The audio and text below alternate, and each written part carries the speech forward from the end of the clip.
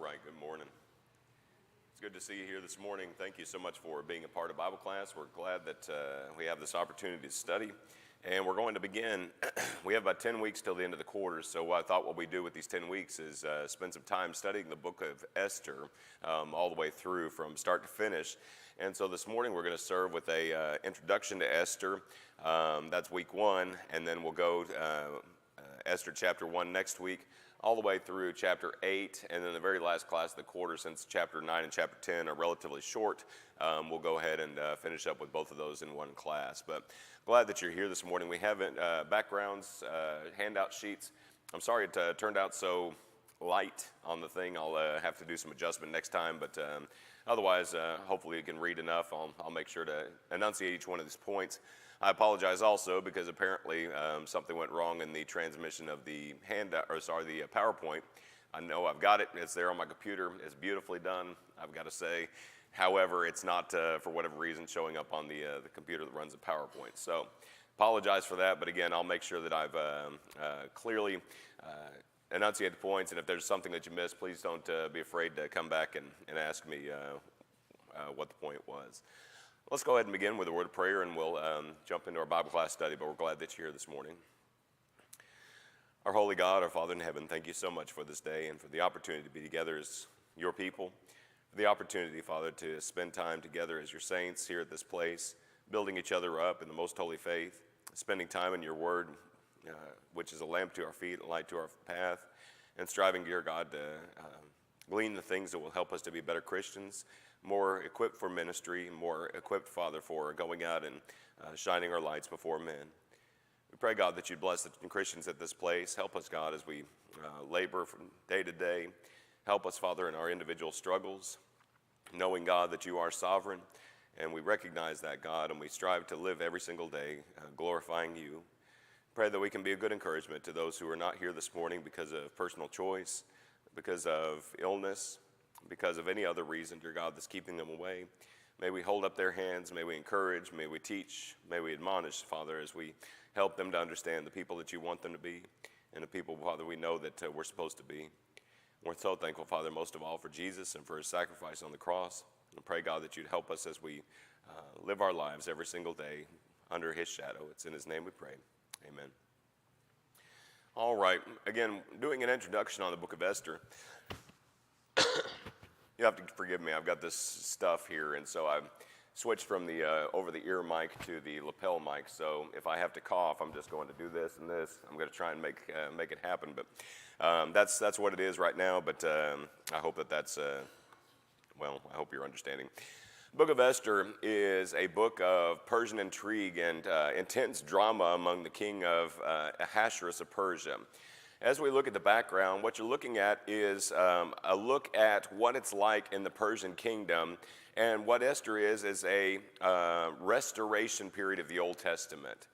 So as we go back and we review the timeline of history for the children of Israel, remember that God made them a nation there in the nation of Egypt, or in the region, the country of Egypt, where they went in almost as an incubator, where over the course of hundreds of years they were allowed to grow into a people that we know as the children of Israel, until the time, Exodus chapter 1, that there arose a new king over Egypt that did not know Joseph.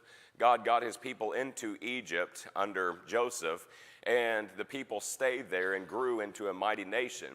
And because that Pharaoh looked and said, well, these people are more mightier than we. Let's make marriages with them. Let's breed them out, so to speak. When that didn't necessarily work, what they also did was they said, let's kill all the males. Let's do it that way.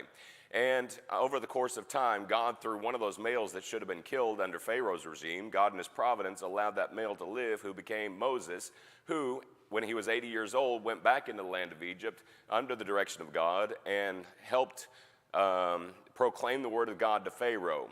And God told Moses, you're going to be like God to Pharaoh, and Aaron's going to be like your prophet. And as they're standing before God, Pharaoh, they're standing there delivering God's message and telling Pharaoh about God's judgment on Egypt in the form of 10 different plagues, to say, let my people go. Pharaoh doesn't just say, you can go. He says, get out. I don't want you here anymore. And God says, that's by my direction. And as the people were led out into the wilderness of Sinai, you remember that they received the law there on Mount Sinai. The people camped at the base, Moses going up into the Mount Sinai to meet with God, receiving everything they needed to be God's special people. Over the course of time, after about a year and a half of sitting there at the base of Mount Sinai, they began to move. They moved up into the southern area of the nation of, or the land of Israel, where they were going to send out 12 spies. And you remember the old children's song, 10 were bad and 2 were good. They came back after 40 days of being there in the land, and 10 of them said, no, no, no, we can't do it. We became like grasshoppers in their sight, or on our own side, and so we became in their side. This is Numbers chapter 13.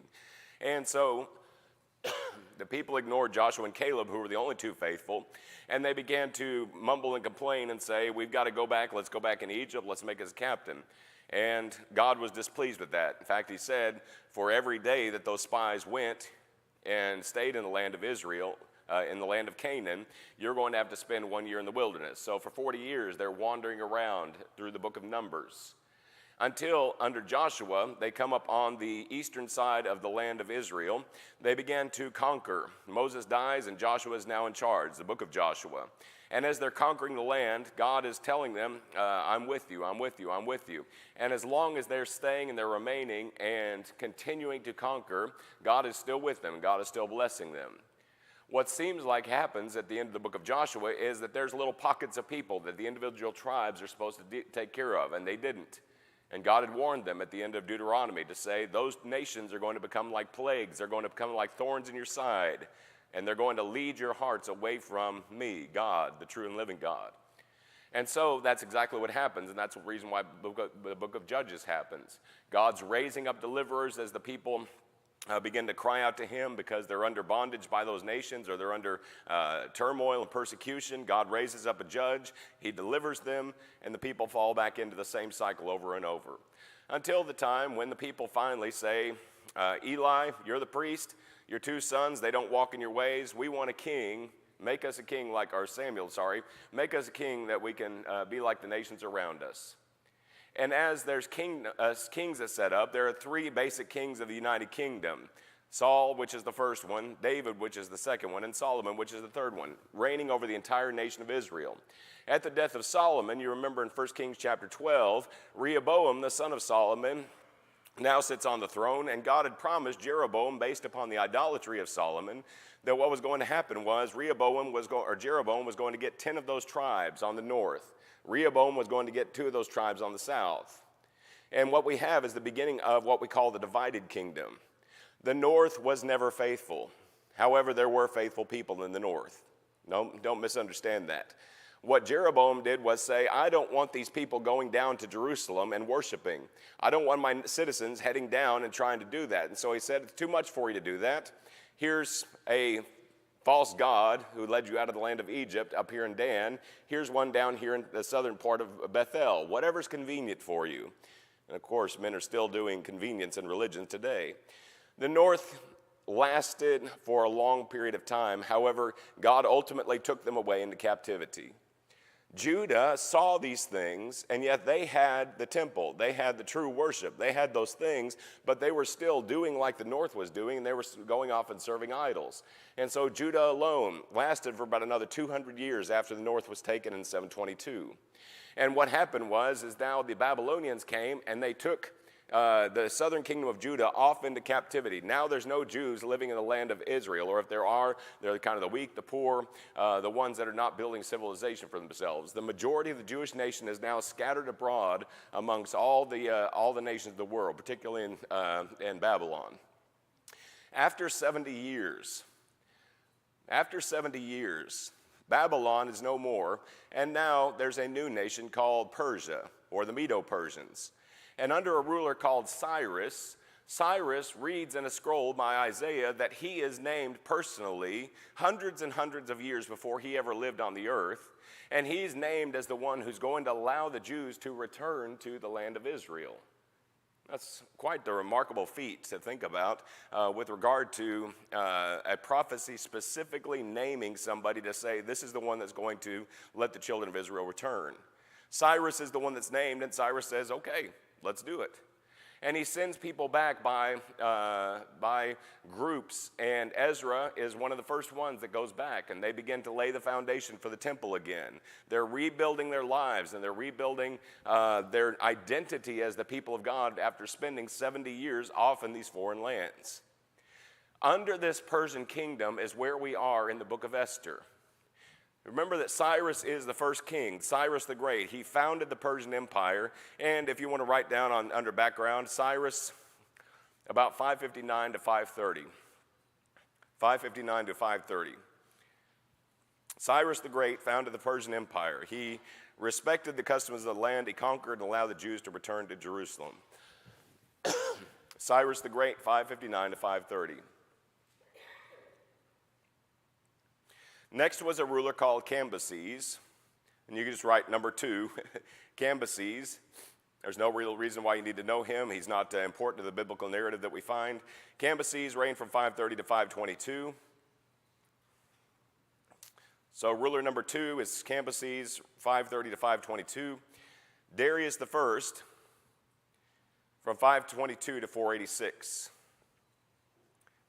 Darius, 522 to 486. He was the one that ruled the Persian Empire at its peak. It was the second temple that was completed under Ezra during his reign. Darius, 522 to 486. This book, the book of Esther, is under the fourth real ruler of the Persian Empire by the name of Xerxes, X-E-R-X-E-S. Xerxes, X-E-R-X-E-S. And you can write the first if you like. We know him better as Ahasuerus, because that's the name that's given there in chapter 1, verse 1 of Esther. Ahasuerus, same person. Xerxes the first, which is Ahasuerus. His reign was from 486 to 465.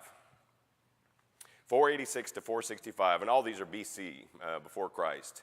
486 to 465, Xerxes the first, also known as Ahasuerus. You can look up Esther Chapter 1, verse 1 for the spelling.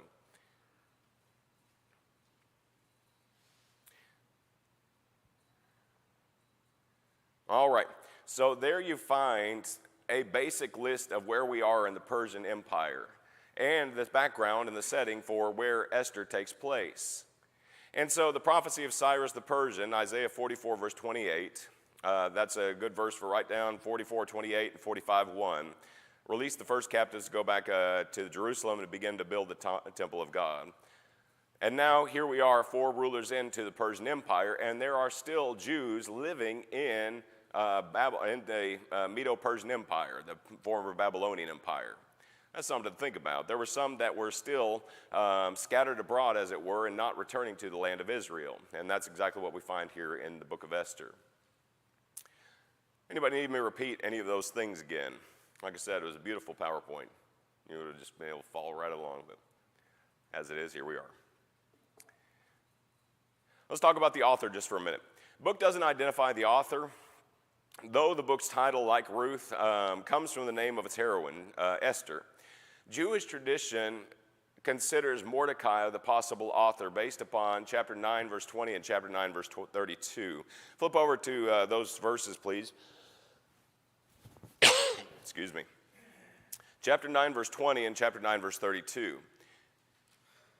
In the resolution of the book of Esther, there is a decree that the king makes, and there's a gentleman there that's now in the king's court who is writing these things as a scribe. Chapter 9, verse 20. Mordecai, who wrote these things and sent letters to all the Jews near and far who were in the provinces of King Ahasuerus. Now, if he was a scribe there and was able to write the king's decree, then it kind of makes sense and kind of stands to reason that he might have been the one that actually penned the book of Esther, just to give us some history as to what went on here. Look at chapter 9, verse 32. So the decree of Esther confirmed these matters of Purim, and it was written in the book. All right, the decree of Esther was what Mordecai had actually penned, okay? The king had told Esther, okay, do what you see fitting. Make sure that you've got it all written down, and Mordecai wrote it down based upon Esther's dictation. So, stands to reason that Mordecai was possibly the author, but there's a lot of people that may consider Ezra. The scribe was also considered. Josephus claims that the Jewish scriptures were written at the time of Moses until Artaxerxes, which is about couple rulers after this one. In other words, there were still canonical books of the Old Testament being written at this time. What's curious about this is under number 3, is you can go from Esther Chapter 1 to Esther Chapter 10, and you know who you're not going to find the name of anywhere? You're not going to find the proper name of God. And you're really not going to find any references to the Lord, the Adonai, the one who is directing the course of human events. That's curious. In fact, there were some that when compiling the canon of the Old Testament looked at Esther and said, yeah, we can't include Esther because Esther doesn't include the name of God at all. YHWH, the Tetragrammaton, the proper name of God, we might say Yahweh. That word, that name appears nowhere in the book of Esther. Can you think of a possible reason why that might be? Oh, hey, there's my PowerPoint. Ask and you shall receive. All right. Can you think of a possible reason why God's name doesn't appear in the book of Esther? Where are they when they're here? Or where are we geographically, I guess? What's the name of the kingdom that we're under? It's not Babylon anymore, it's now Persia. If this were a book that was written in the Persian court, and it was written for Persians and their historical records, again, and it was also written by a Jew, it may be possible that, based upon that fact alone, that it's part of the record of the Persian courts, that they didn't want the names of other gods that maybe they didn't worship in the book of Esther, or in this historical record. God is famously absent from the book of Esther. And that's a fact not lost in the history of his detractors. However, what you're going to find is the fingerprints of God are all over this book. Every 10 chapters, or every part of of all 10 of these chapters, you're going to find some aspect of God directing the course of human events and working even though he is not named directly. Such moments include chapter 2. Here's a beauty contest. A beauty contest where all the beautiful women of the kingdom were brought to replace Queen Vashti. In Esther chapter 2, we find a particular favor given to this little Hebrew girl by the name of Esther. Is God's hand in that? Mordecai, sitting outside the king's gates, wondering how Esther's doing, overhears the plot of an assassination attempt in chapter 2, verses 19 through 23. How was it that he was just able and coincidentally able to sit outside the king's gate and overhear about this and inform on those people that wanted to kill the king? Ahasuerus has a sleepless night just before Mordecai is hanged, and the first one in that morning is Haman. And as Haman comes in order to secure Mordecai's execution, he just happens to be there, and the king just happens to say, what should we do to the person in whom the king delights? How should we honor him? And Haman thinks he's talking about himself, but Haman gives step by step for the king to go ahead and honor, and he says, go do so to Mordecai. How is that the case that that's just coincidence?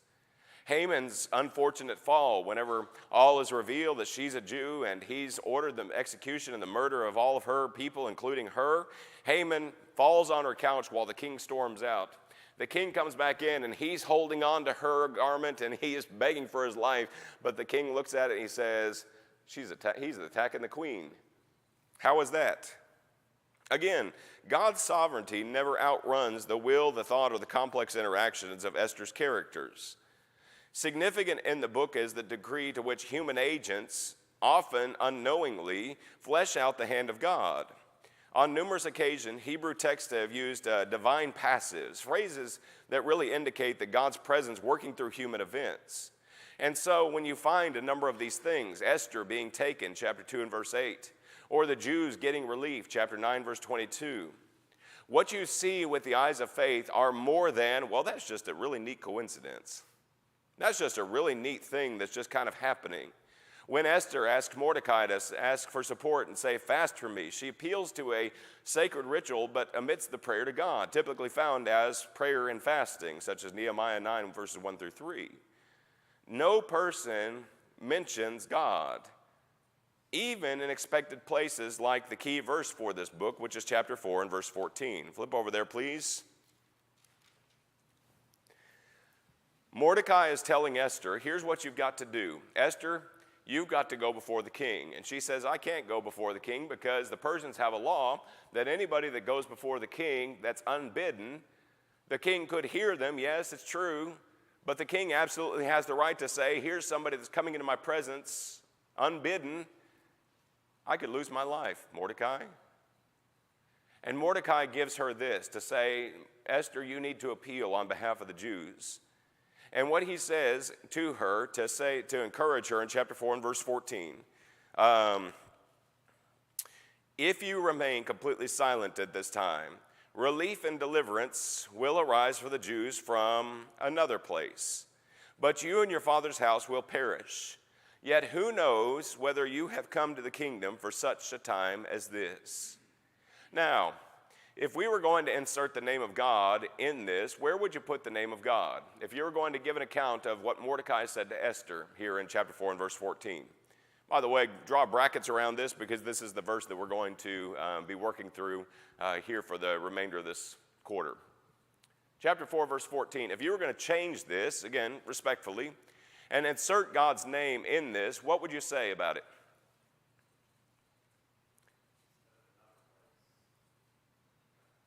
I think so, James.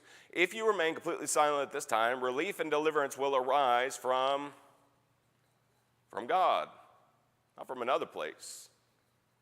But you find that God working through his people and the people who are involved in this story, fleshing out the hand of God, you're finding that God is still absolutely active, even though he is not named in this story. Oh, it's a time of difficulty for the people of God living in Persia.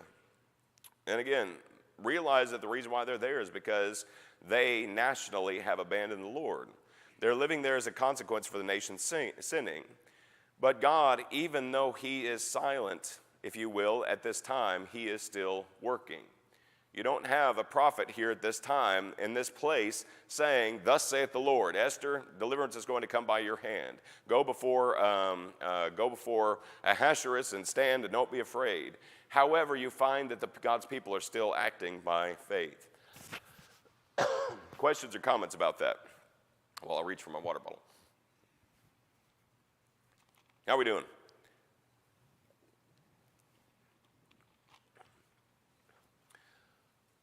All righty-o. Here's our outline.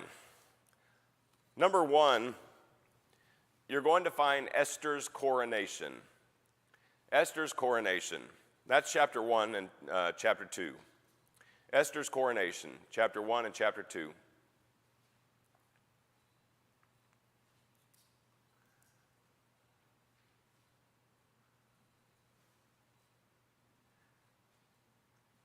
Esther's coronation, chapter 1 and chapter 2.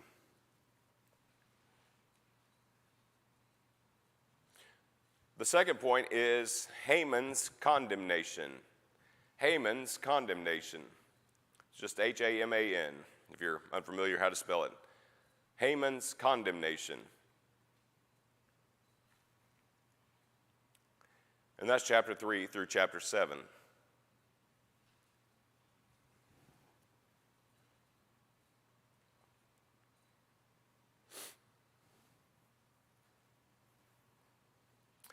And lastly, you have Israel's celebration. Israel's celebration. Chapter 8 through chapter 10. Esther's coronation, chapter 1 and 2. Haman's condemnation, chapter 3 through chapter 7, and Israel's celebration, chapter 8 through chapter 10.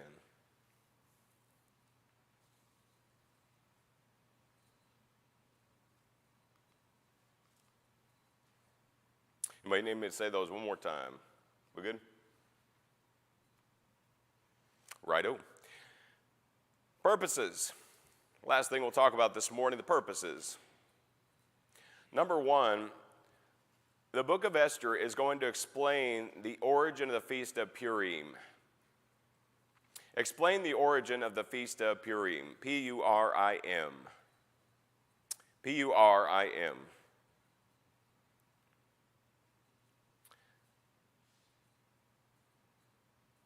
And if you want to write a scripture reference, chapter 9, verses 16 through 28. Chapter 9, verses 16 through 28.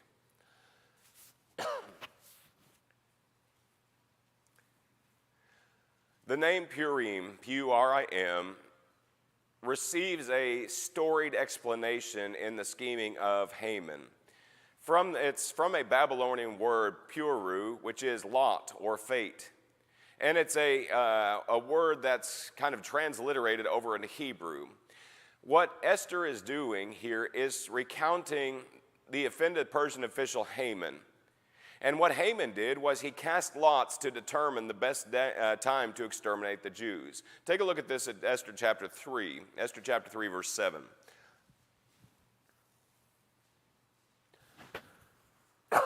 Esther chapter 3 and verse 7. In the first month, which is on the month of Nisan, in the 12th year of King Ahasuerus, they cast pur, that is, the lot, before Haman to determine the day and the month until the 12th month, which is the month of Adar. Okay? So here's Haman that's saying, I want to exterminate these people, the Jews, based upon the fact that they don't worship the same customs as the nation of Persia. That was the reason he gave. Personal slight that he had against Mordecai, because Mordecai wouldn't bow down to him, was really the reason why he wanted to commit mass genocide. It's crazy. And yet at the same time, that's exactly what he did, and he rolled the dice, so to speak, and tried to guess or figure out what the best day for accomplishing this mass genocide was for the people of the Jews. The statement of yearly custom, such as chapter 9, verses 19 through 28, imply that the festival had already been established and some time had passed at the time that chapter 9 was written. The festival is still something the Jews celebrate today. It was celebrated back in March 16th, I believe, of this year. When I taught this back whenever we were at Maud, I began to look up some different customs that they would do for the Feast of Purim.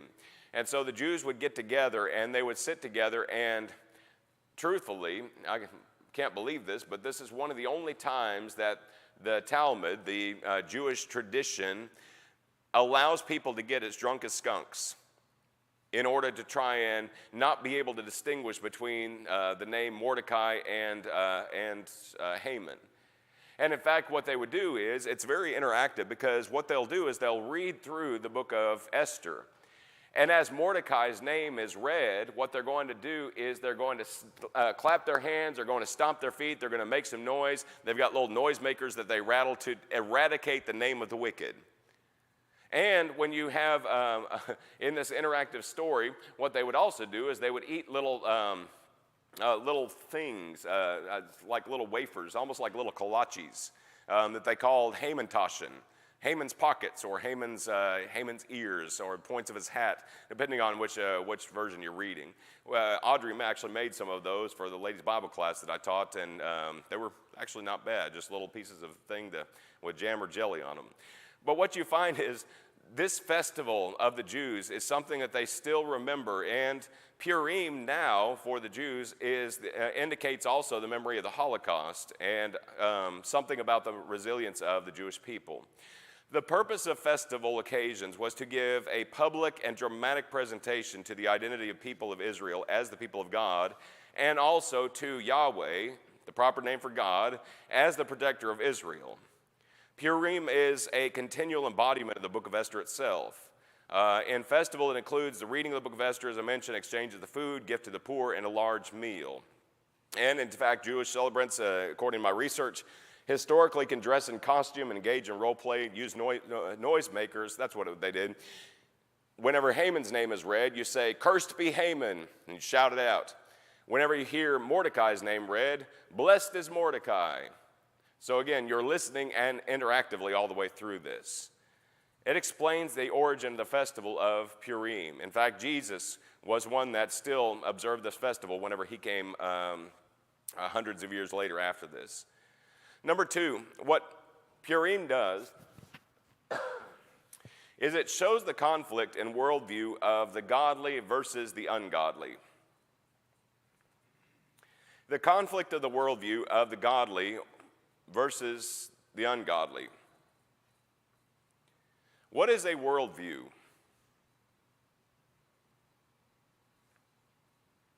Take the two words, separate them, look at them, put them back together.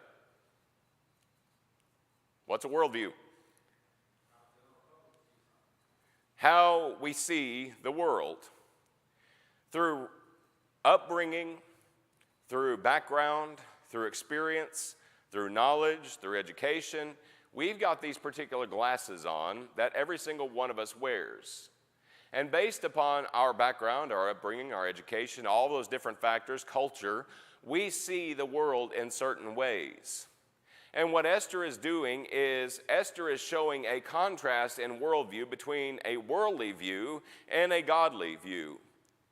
Just for example, just for a moment, flip to Esther chapter 3 and verse 8. Esther chapter 3 and verse 8. Here is Haman's worldview.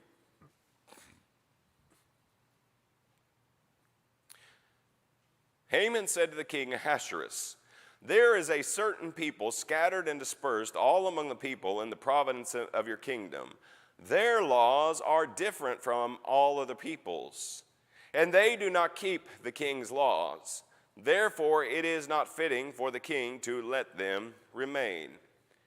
Haman, in a single sentence, has said, here's these people that are different than we are. They don't observe the same things that we do. They don't worship the same gods as we do. They don't behave in the same ways as we do. Therefore, king, they are not fit to live anymore. He's pleading his case and making his case before the king to say, we need to eradicate these people. And you look, and when you see the difference about the way that people behave, you find this being a very secular, a very worldly, a very ungodly view. That is a view of a pagan. A pagan. You ever thought about how people see Christians? How they look from the outside and look at us? You feel like that some of the same things that Haman mentioned here in chapter 3 and verse 8 could be said about Christians today? There is a certain people scattered and dispersed among the people. Yeah? Here we are in Roseburg, Texas. There's people in Wharton, Texas. There's people in Richmond, Texas. There's people in Houston, Texas. There's people, all these different little pockets of people. And he says these people, their laws are different from all other peoples. They're living in this kingdom called America, and their laws that they observe are different. Isn't that true? Don't we have a king that sits over us? And doesn't he tell us that we need to watch our behavior and watch our words, watch our habits, watch our interactions, watch where we go, watch what we do? And as we try and submit to the laws of this land, sometimes the laws of this land and the laws of our King Jesus come in conflict. Who do we obey? Who are we supposed to obey? Let me rephrase it. Jesus, that's exactly right. He is our King. He is the one to which every knee should bow, and those in heaven and those on the earth and those under the earth. We must all stand before the judgment seat of Christ. We must all give an account of ourselves to God. And we as God's people, we don't look at the world the same way as those people do. And as they're looking at us and saying, here's these people that we don't know what to do with. We don't understand what's going on in their minds and in their hearts. But what we can see is they're different. They don't keep the king's laws. They're not subject to worshiping the gods of the Persians. Therefore, it's not fitting for the king to let them remain. You look at the targeted attacks. on morality and on things that God has fundamentally set in order over the past 50 years, so to speak, just in my lifetime. And you know that those things have been happening over time, but I've got to believe that at least in some part, the devil is using those things to make us stand out even more as people who are like these people here in Esther's day. To where there comes a point at some time that somebody's going to look and say, listen, these people, can you believe this? They don't celebrate Pride Month the way we celebrate Pride Month. Can you believe that they're not going to go and they're going to watch these indoctrination videos about trying to accept these ungodly lifestyles? Now, please understand, ungodly lifestyles have been portrayed in movies and TV for years and years and years.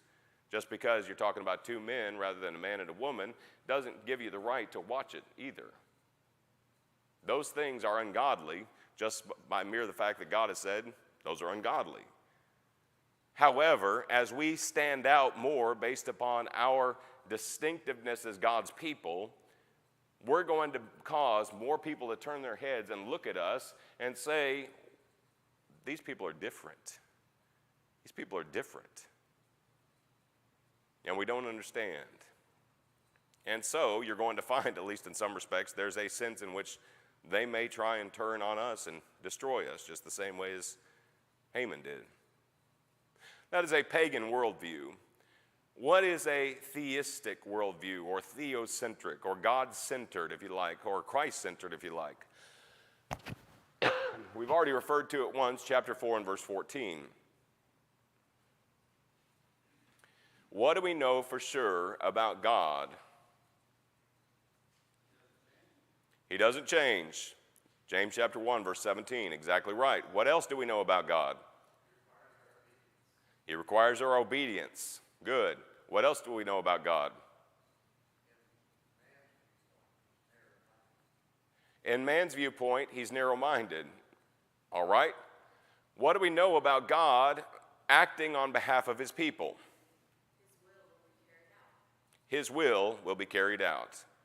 And I think that that's absolutely the point of the book of Esther.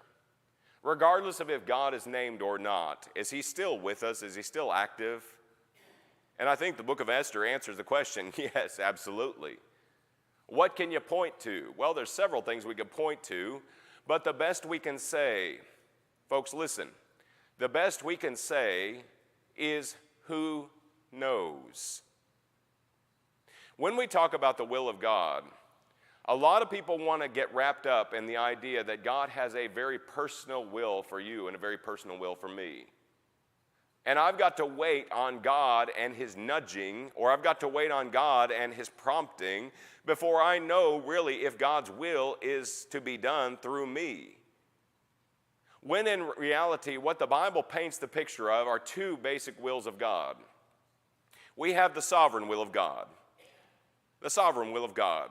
From Genesis chapter 3 all the way until Jesus comes and Jesus dies on the cross, Jesus is resurrected, and then the church is established in Acts chapter 2. All the way on, you have God working his will even whenever man chooses to stand up and say, absolutely not, I'm not going to let this happen. Again, case in point, go back to Pharaoh. Pharaoh said, no, I will never let your people go. I don't know the Lord. Who is the Lord that I shall obey his voice? I will not let Israel go. And God says, okay, here's these plagues. To the point where Pharaoh says, okay, get out. I don't want you here anymore. God's will be done. That's sovereignty. His will was for Israel to leave out of Egypt. God has a sovereign will that nobody can stand against. And in fact, the times that people want to stand against it, they actually end up working for God rather than working against God. God's sovereign will be done. God has, secondly, a moral will. A moral will. Does God have a way for you to behave and think and talk and speak? Yes, he does.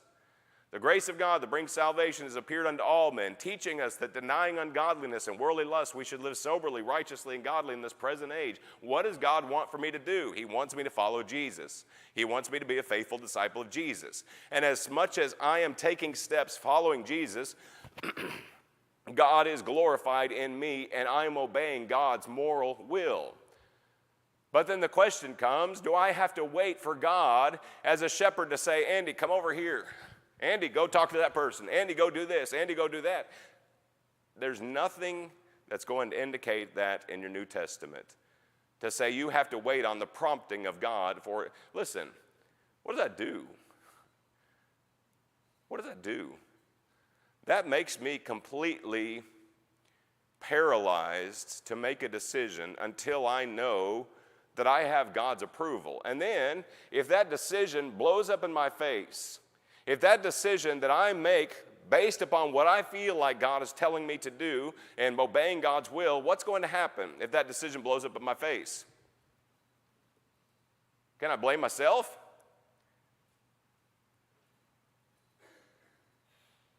Am I making sense?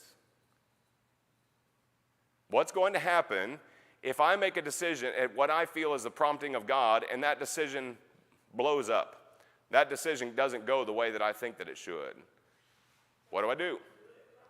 I'm going to blame God. It was God. God told me to do that. God wanted me to do that. You're not going to find people that are prompted to move and do in certain places. And the best we can say, church, about God's fingerprints in our life is, who knows? The Theocentric Worldview that we're looking at here in chapter 4 and verse 14. We know God is going to act in behalf of his people. James mentioned that a little while ago. If you remain, Esther, completely silent at this time, relief and deliverance will arise to the Jews from another place, but you and your father's house will perish. Yet, who knows whether you have come to the kingdom for such a time as this? You ever thought about God's will and God's providence in your life as who knows? Who knows? Maybe you're the vehicle by which God is going to allow this person to hear the gospel. Who knows? Does that tell me that I need to go and I need to talk to this person? Yes. What am I doing? I'm obeying the moral will of God, and God's sovereign will is being done. But I can't say, I've got this little voice in my ear that says, go talk to him. Go do that. Go do this. Go follow her. People want to do that with their chosen mate. I want to wait and I want to make sure that he or she is my soul mate. Listen, I've used this phrase before, but I think it's worth us repeating. God doesn't care if you work at Coke or Pepsi just as long as you work for him.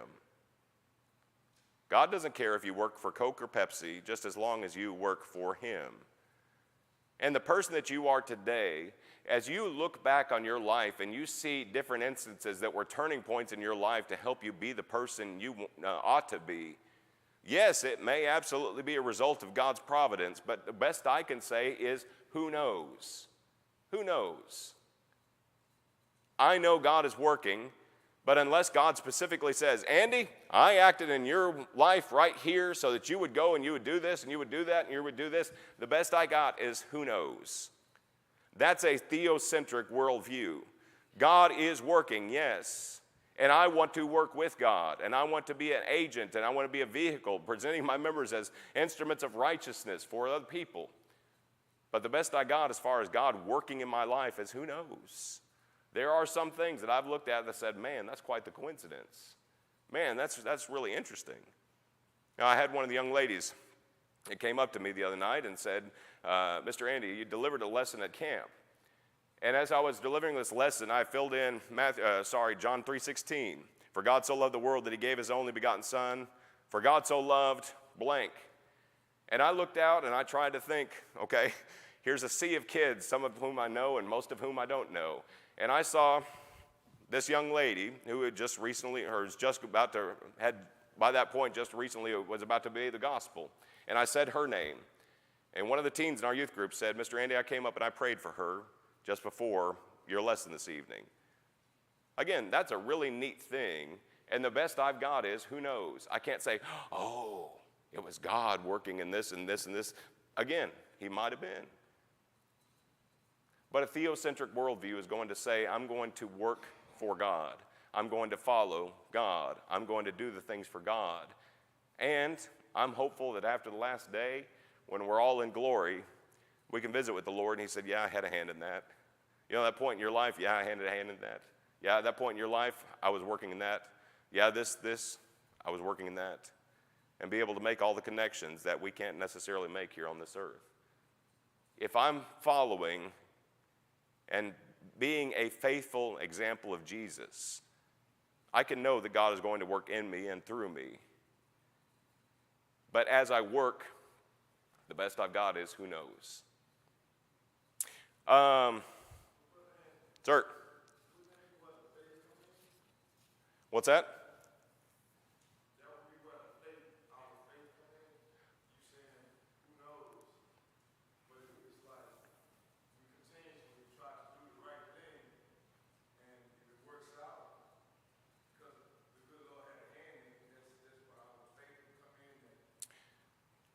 That's a good question, El. Our faith comes in the fact that we're faithfully obeying the Word of God. Faith comes by hearing, and hearing by the Word of God. Me choosing to act out what I absolutely know, and then leaving the rest to who knows. Yeah? God's going to work for His purposes. God's going to work in me and through me, because that's what the Bible tells us in Philippians chapter 2 and other passages. But as I work for God, I can trust that God's going to work through me. So yes, that's absolutely where faith comes in. It worked for Esther. Who knows whether God's going to deliver His people through you, or who knows whether if you have come to this kingdom for such a time as this. We can look and say, yes, Esther absolutely did. Now, God actually absolutely worked His salvation through Esther. And as we look at this, we understand that, that His will was done, as Tracy mentioned at the very beginning. Number 3, we've covered this, but this is letter C under purposes. God is working. Esther proves that God is working.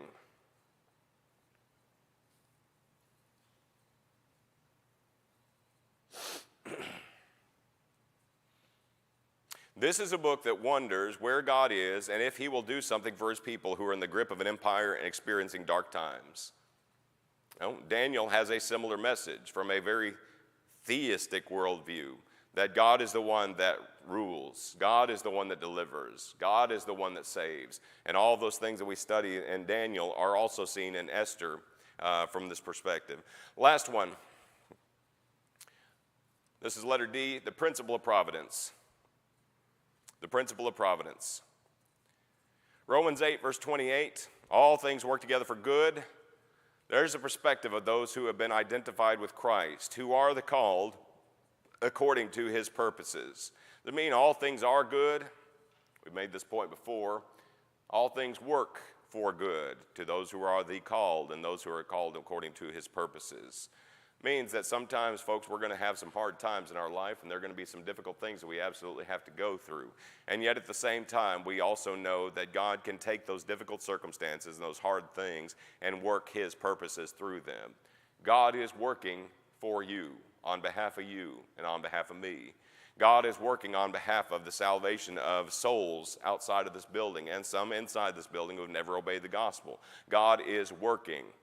The question is, are we surrendering ourselves to Him as people who are willing to work with Him and not in spite of Him? Thank you for your attention this morning. I hope this has been helpful for you, and we will begin Esther Chapter 1. Esther is a great read, so please feel free to read it a couple times, and it's exciting. There's a lot of drama to it, and I think you're really going to enjoy it. Thank you so much.